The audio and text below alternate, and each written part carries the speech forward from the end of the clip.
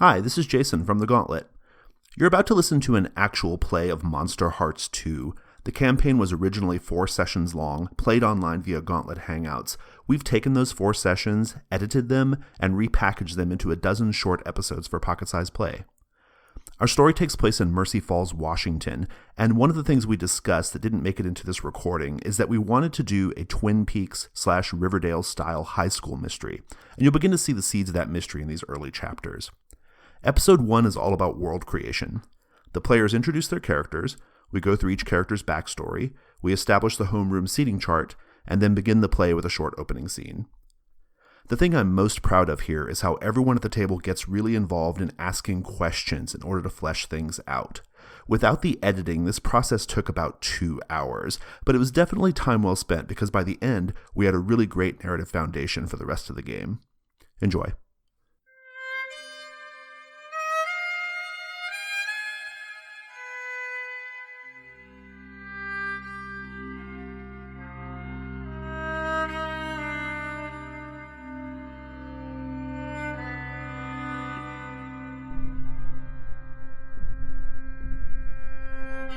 Yoshi, tell us about Serena, your vampire. So Serena is a newly turned vampire. I think she's new to the area. I think she moved here recently. I think in terms of like her parents, she's pretending she's an only child or like maybe a single parent. It's definitely somebody who is like hypnotic under her control or something like that as her parent. I think she is a teenager, but like I think she's newly turned because I want part of her figuring stuff out, what she can and can't do as a vampire. She doesn't really know what's going on.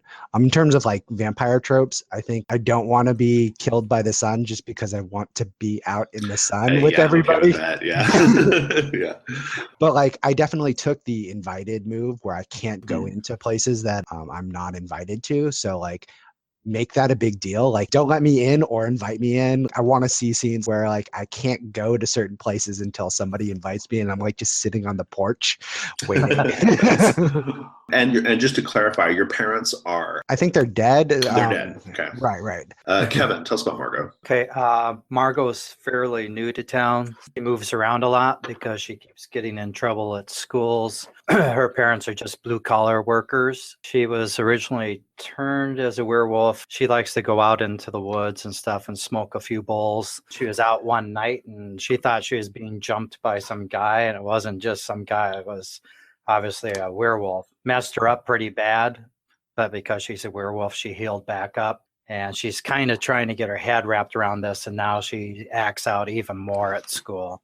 I haven't read this version of the werewolf, but in previous Monsterhearts, you could wolf out voluntarily, which means you can choose to go in darkest self whenever you want, right? What level of control do you think you have over changing into a werewolf? I think right now it's pretty shaky. If you're in the mall having a fight with someone, I want to know if there's a chance like you're going to change into a werewolf. There would definitely be a chance. Okay, all right. Cool, thank you. Philip, tell us about Jonah. Jonah's hot. Jonah is hot. He's kind of a cult leader in a fashion. I'm not going to go with the Satanist thing anymore. I changed my mind. I'm going with, they kind of do the bidding of, I guess, what they perceive to be like some kind of forest fertility. Okay. All right. I think what happened was he went missing for like 2 days in the woods and then like found his way out of them. But like ever since then, he's been different. He used to be like any other teenager in that he was like preoccupied with teenage fun, I guess. But since then, he's been like a little colder. Like his eyes are more vacant. He's been running out to the woods all the time. He's gotten kind of buff. He used to be really scrawny. Just lately, one at a time, he's started bringing people with him on his cajoling into the woods. From my vantage point, I think it would be interesting if you have this like sort of very powerful, self-assured convictions about whatever power is out in the forest, but maybe like no one else in the gang has experienced it yet, but they really believe in you. Does that make sense? You are really convinced there's power in the forest, and we're convinced that you're right. I want there to be a reason why they are focused on you as opposed to the forest. Okay. Does that make sense? Yeah, it's totally because I've taken them either individually or all together into the forest. and we had like weird sex that was different than other sex, or maybe just because we're teenagers, it was sex, period. Yeah, and I'm imagining too, like the gang, I'm imagining too that like some of the gang members, and then we'll name them at some point, but it's also or I guess you have names there, Kikul. I do. I'm imagining it's to some degree, like there's probably at least one of them who maybe doesn't even believe in that stuff, but just is into you, right? Like, I just want to make sure that like the focus is on your character, because it's all about like your ability to control them, right? And it's like the power you have over these individuals. Mm-hmm. So, and your gang is Don, Rhodey, and Kenneth. Okay, cool. Fraser, tell us about Lilith. I think it'd be interesting if it was sort of like a Pan's Labyrinth thing where she doesn't know that she is Fey-blooded yet, but we'll find it out. I really like the whole like Spanish folklore of the woods in that movie, so I'd like to have something like that going on. Yeah, into that. Yeah, maybe thinking like she was adopted by a family, and that's why she doesn't know. And her hair grows like Rapunzel-y fast, I think, and it just started happening. It's sort of like her Fey coming of age thing has just happened. And she's discovering that about herself. She's mysterious in the sense that I think she's like just withdrawn from people. So people don't know much about her. And the fact that she's adopted, maybe there's even like rumors around town that she came from the woods, and they like tease her and make fun of her like Naruto style or whatever, right? And she's got lyrical eyes and Fey-blooded, yeah. I'm picturing kind of like a Brave type thing. Okay, for looks. So I want to unpack the Fey contracts thing a little bit. I've been in lots of games with lots of Feys, and they don't push this hard enough. The players don't, and I think Yoshi's nodding. This is true. It requires very proactive behavior on your part to make sure that contracts are getting made and that you're willing to use the power that you get from those contracts, right? It's very easy in Monsterhearts to just kind of go along to get along. I think when you're the Fey, you have to play with a certain degree of like selfishness and irrationality, right? To make the character really sing, right? So keep that in mind. Also, if you're not aware of your Fey, or if you're just starting to gradually become aware of your Fey background, are you aware of like the power that your words and commitments that people make to you have? Like, are you aware of that? Or have you always just sort of like dealt with people in this way, and you think that like whenever someone promises you a thing and they don't do it, you're entitled to fuck with them? Because you have power, right? At the outset, you have the power to do things supernaturally, right? Mm-hmm. And I just want to make sure that like whether you have a sense of it as a character. I think she just has started to get a sense of it. Like, I think before she came into this awakening, she would make promises and they were broken and like nothing would happen. And just recently she started like getting promises from people. And I think it would like stir something like in her kind of thing. And then maybe something happened where it was broken and like, something supernatural happened. All right. That feels pretty good. Let's do backstory. Serena, would you like to start, please? Yeah, so let's see. My backstory. So I'm going to go through both of them. The first one's really simple. I'm beautiful. I gain a string on everyone. Nice. You guys get no choices. The second one is someone once saved my unlife. They gain 2 strings on you. So I was thinking about this, and Fraser, do you think Lilith may have saved my unlife at one point? Maybe like your supernaturalness is different than the forest. It like messes with you or something. Maybe I was there to like pull you out of it. You know how I have the invited move and I can't be invited into the forest or like I can't go into people's homes. Maybe the forest, and like I think thought it was like a public area that you could just walk into, but like I couldn't get into the forest. Like I would walk to the edge and I just like there was a barrier, like a hard wall or something like that.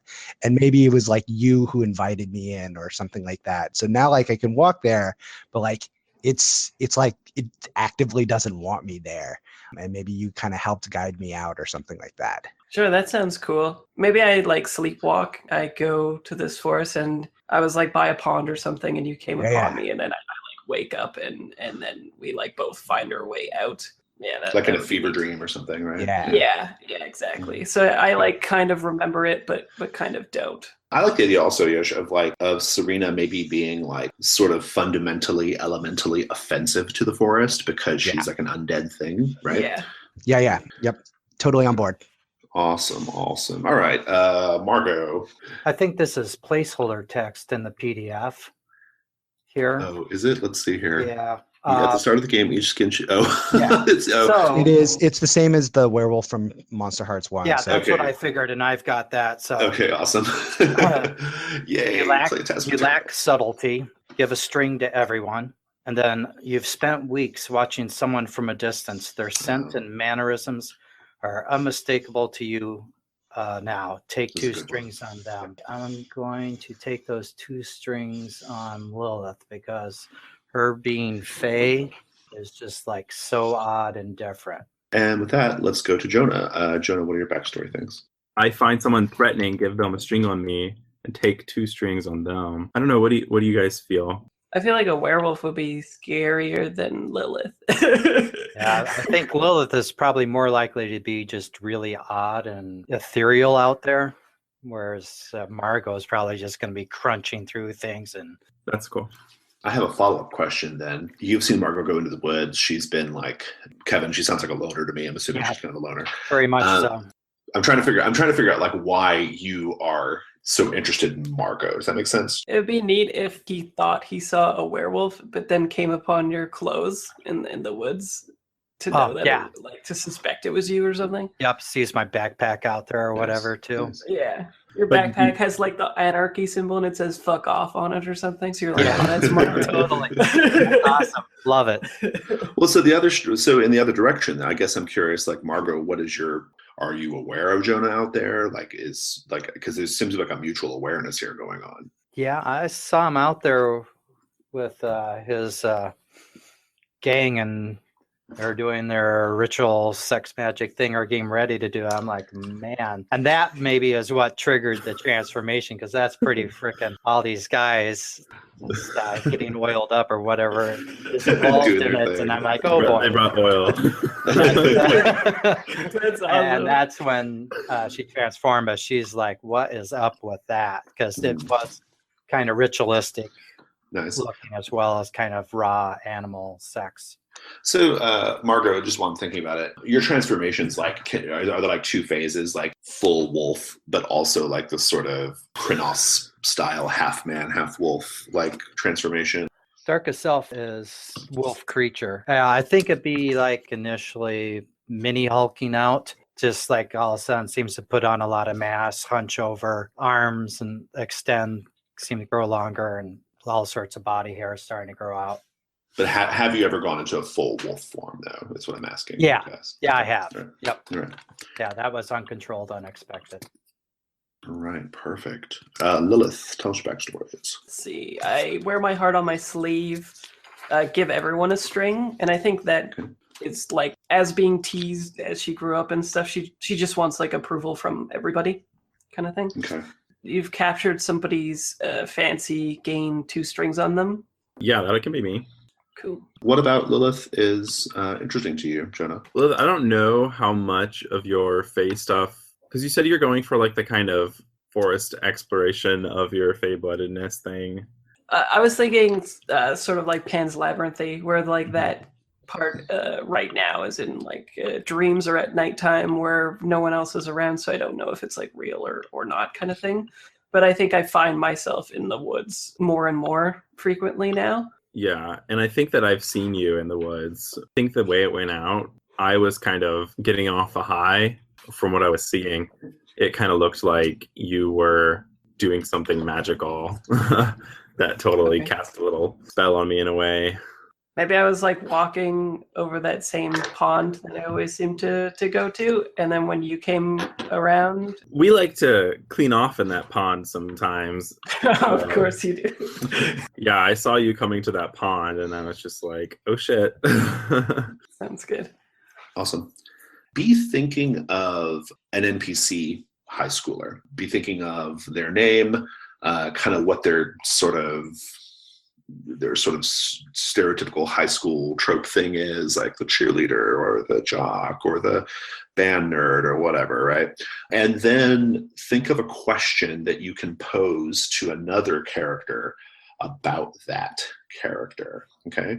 The idea here is just to sort of create some side characters, to have some connections between the side characters and you guys. I'll be doing the same thing.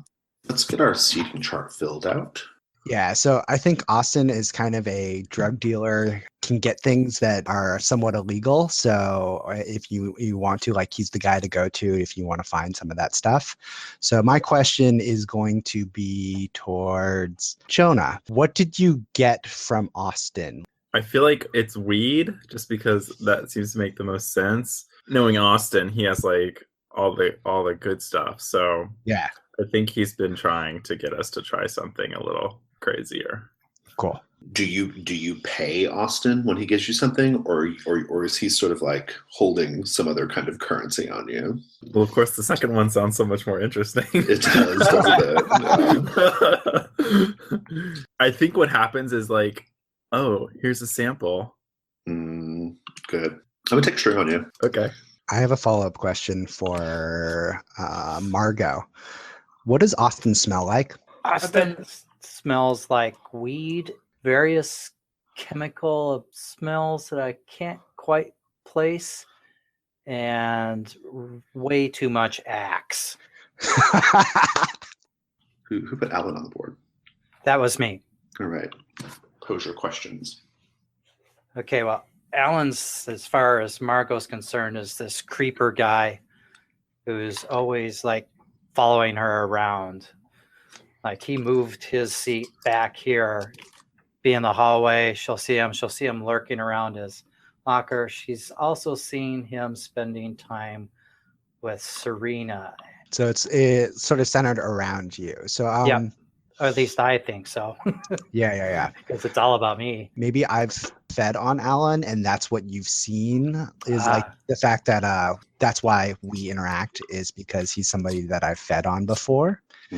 Just the fact that he sits next to you, I think it's more like we're talking about things and you happen to be around there and we're just focusing. So like, I actually don't have interest in you, but like, it's definitely like, oh, I'm looking at Alan, or I'm looking and we're standing together talking and we see you and you're a little bit weird and odd. So like, we look at you and then go back to conversation. So Margot might be reading something that's not there.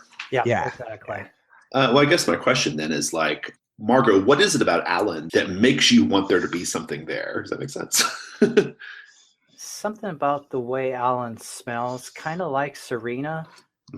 He's got a little more heat to him, if you will, than Serena does. Serena's always like seems really aloof and uninvolved in the physical back and forth with people that you see, whereas his body language is much more like interested in people and like leaning in and seeming to want to be closer to others. I've got one. I'm going to add right in the center of the classroom. I'm going to add, let's go with Chad. I'm going to pose a question to Jonah. Something happened with you and Chad last summer, and Chad talks about how he kicked your ass, and he makes a big point of like talking about how he kicked your ass and like all this other stuff, and he's not scared of you, even though, whatever. But there's more to the story. I want to know what the more to the story is. Like, why is Chad is overcompensating for something? Yeah, he definitely is. So we kind of he's the high school football quarterback, by the way. Probably the most of the reason why he doesn't. I took him kind of behind the trees in the back of the school. I think I gave him like a blowjob or something. Okay. But he was like way too like homophobic to deal. So that's what it is. He's not gay. He's not gay at all. No homo. Got it. No homo. I'm going to give you a string on Chad. Of the rest of you, ladies, despite your rational impulses and your better angels, one of you is really, really attracted to Chad, whoever that wants to be. Not Chad. That can be Margot, because he's the closest thing to another animal. Okay. Another animal. Oh, that's funny. Awesome. I'm going to take a string on you. All right. I'm feeling good about this. What's Ben's story? Who put Ben on the table? Ben is a friend of Lilith's that they had a falling out in like junior high. And now I was thinking, I don't know if it works, but I was thinking Ben is now a really good friend of Jonah. And that way Jonah can like ask questions about Lilith to Ben, I think, since they're attracted or whatever. Wait, so I'm sorry, say that again. I was I was awestruck by this picture of Kenneth that was popping up on the screen. You're gonna have to rewind and say that again, Fraser. Not Ben. I saw Kenneth and all my thoughts of Ben vanished. So, tell me about say it again. Yeah, Ben is more of a boy than Kenneth. Yeah. So these are like TV high schoolers, by the way. They're all like 27, right? Except for Ben. Right? Ben is a for realsies. Yeah. I got a question. I'm going to pose a question, then I'm going to insert myself here real quick. I'm posing this question to Lilith. I'm posing it right back at you, Lilith. Ben engages in some kind of sort of slavish, subservient, fawning behavior with Jonah. What does Ben do? How about anytime Jonah changes something physical about him, Ben does it as well. I'm thinking after that rendezvous in the woods or whatever, Jonah asked Ben something about Lilith because he knew that we used to be friends. And then what is that? He wanted to know if she was straight. What would Ben have said? I think all guys in high school just believe that all women want them, right? So he was like, totally. Yeah. Nice. Well, I like the idea of Ben being super invested in Jonah, maybe getting his way with you too, in a weird way. So yeah.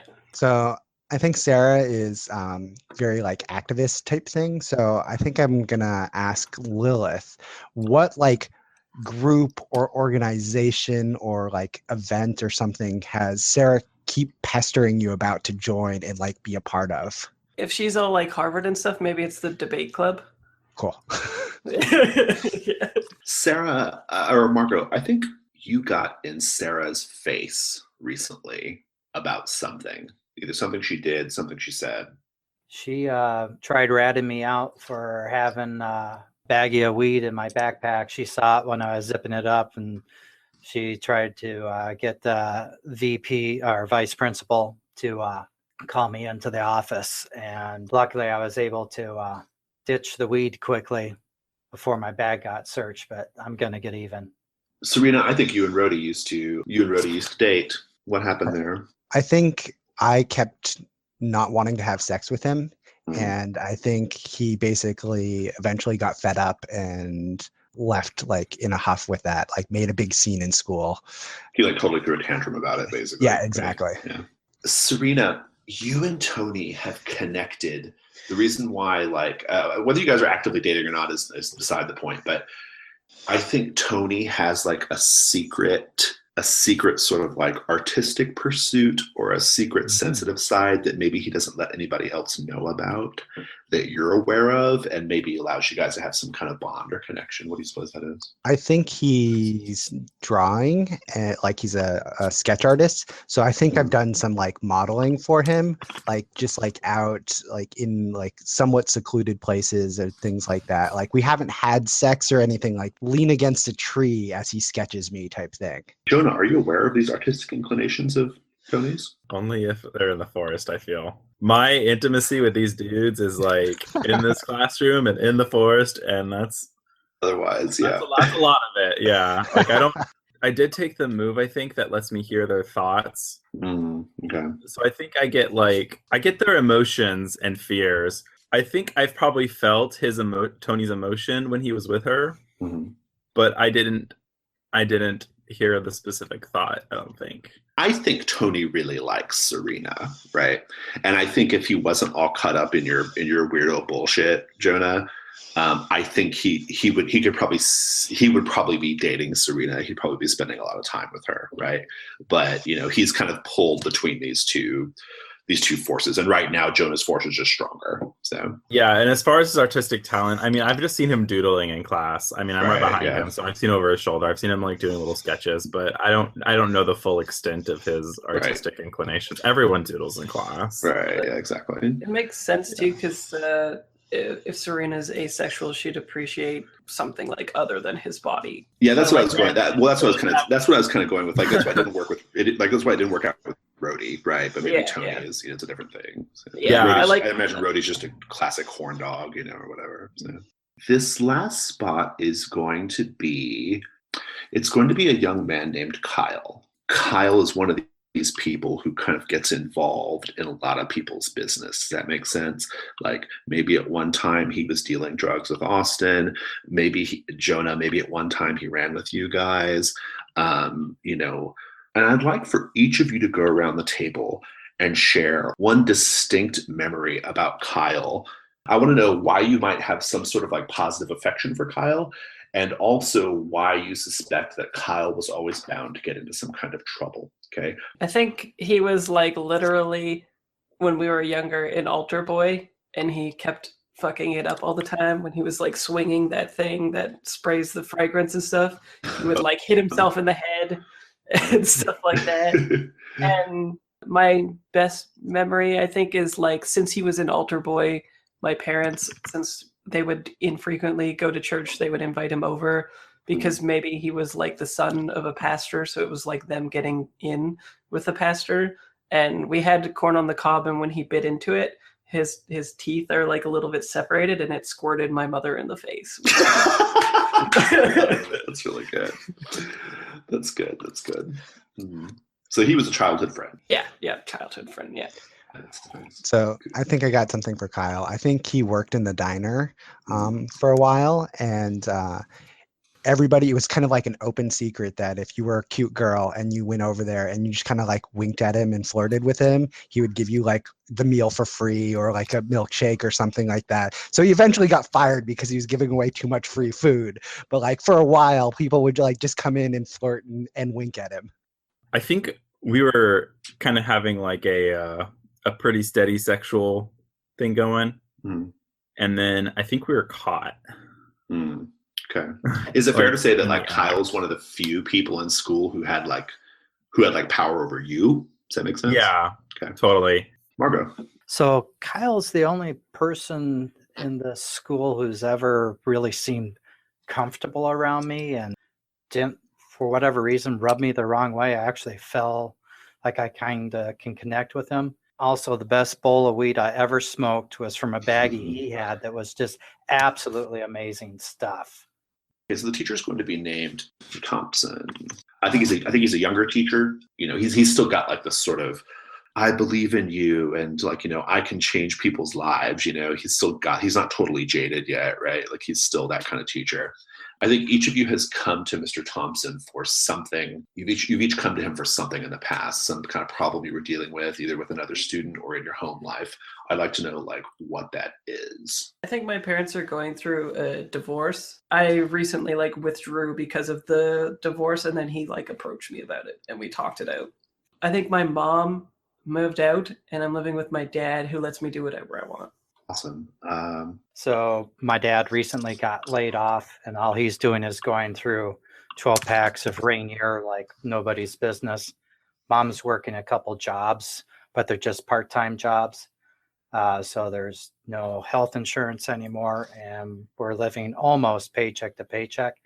And I went to Mr. Johnson to ask if he could help me get onto the subsidized lunch program. It was really embarrassing, but I'm like, man, my sandwich was drank by Dad.